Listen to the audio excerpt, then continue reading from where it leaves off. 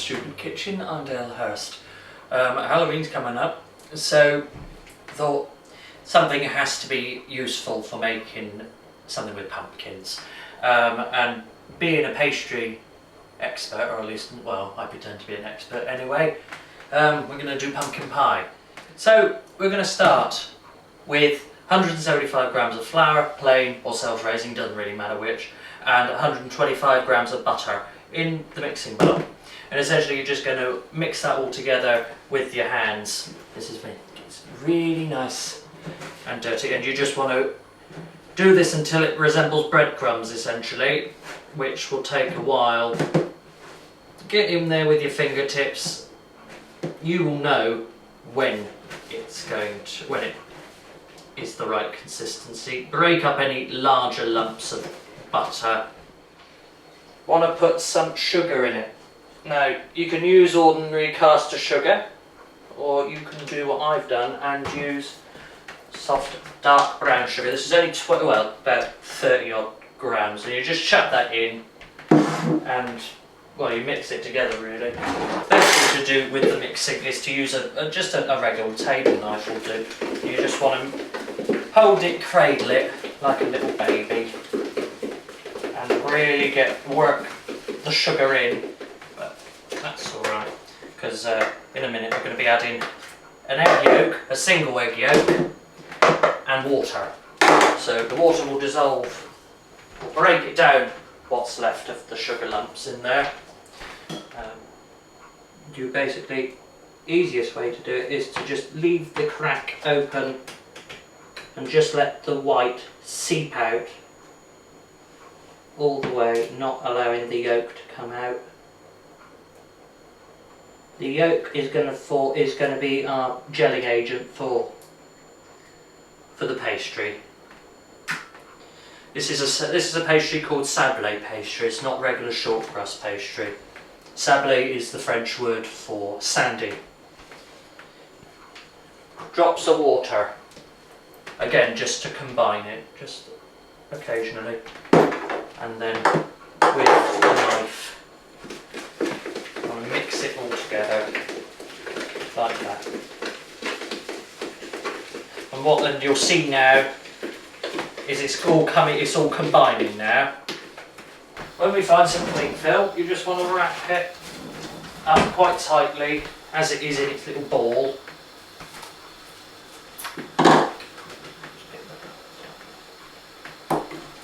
Wrap that tightly.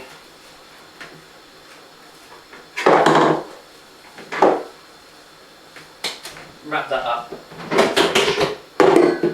How embarrassing. Yeah, half an hour sitting there. While you're doing that, you can have a water boiling in the corner behind you while you're doing your pastry, because that's necessary, because you're required to steam your pumpkin. That is definitely enough. And what you need to do, if you've got your water boiling by this point, you put a colander, or if you're lucky enough to have a steamer, and just stick that in there, and that needs to steam for 20 minutes. So by the time that's steamed, it will be time to take that out, that pastry. So after it's been steaming, it should be nice and tender, and just go through it with the spoon just to check that you have no excess seeds made their way in there, like I'm finding. So it should be nice and tender now, tender flesh, lovely, nice. And you want to stick this in a little blender, doesn't have to be too big, so just spoon it in. No point being too elegant about this. And you just want to, what we'll do, we're just going to blitz this until it's pureed, so juiced, essentially.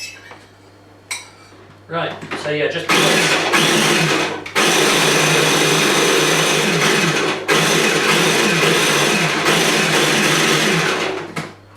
until it's roughly pureed, like so, like that.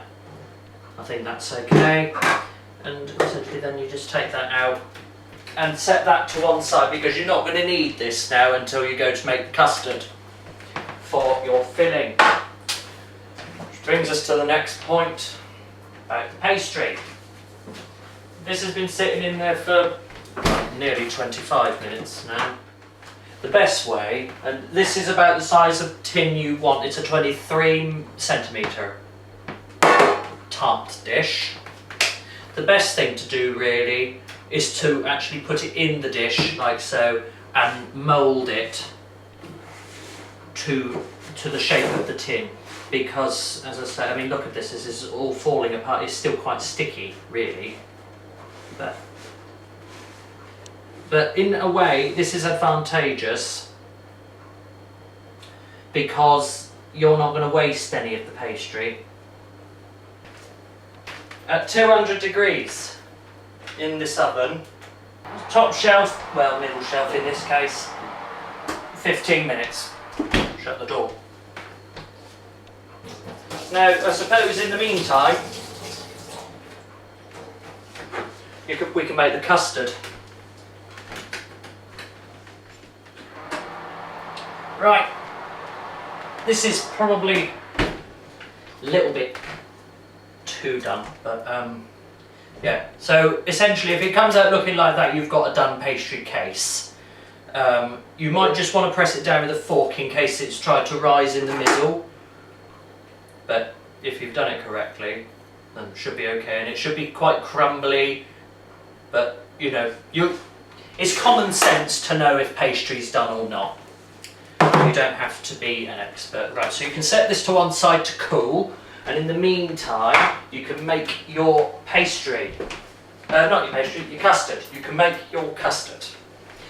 The eggs that I add here, I've already put them in the bowl. You want 2 whole eggs, so yolks and whites, and 2 more egg yolks to do the custard. Then also you got about 60 grams more of that dark brown sugar that we used earlier on.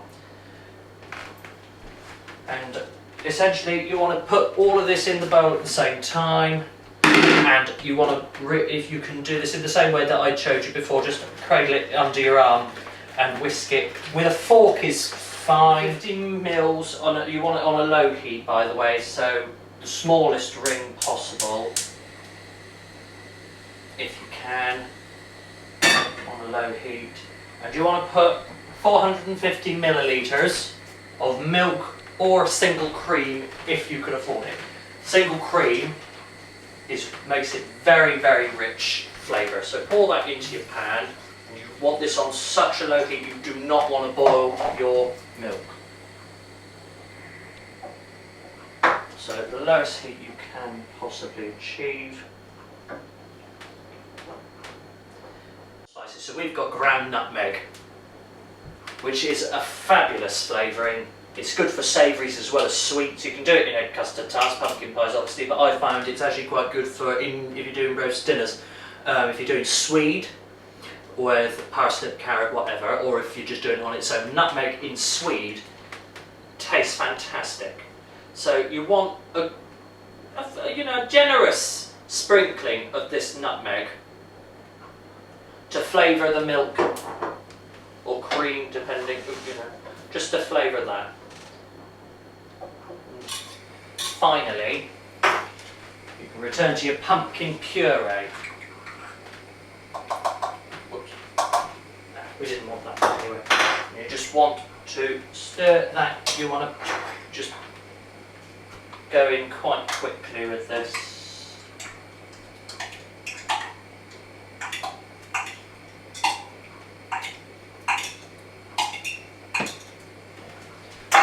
And you want to whisk all this up together so that it combines. We'll take this off the heat now. See, that is, well, twice the amount we had before we put the milk in, so before we put the eggs in rather. Okay, and then just put it in, just pour it in.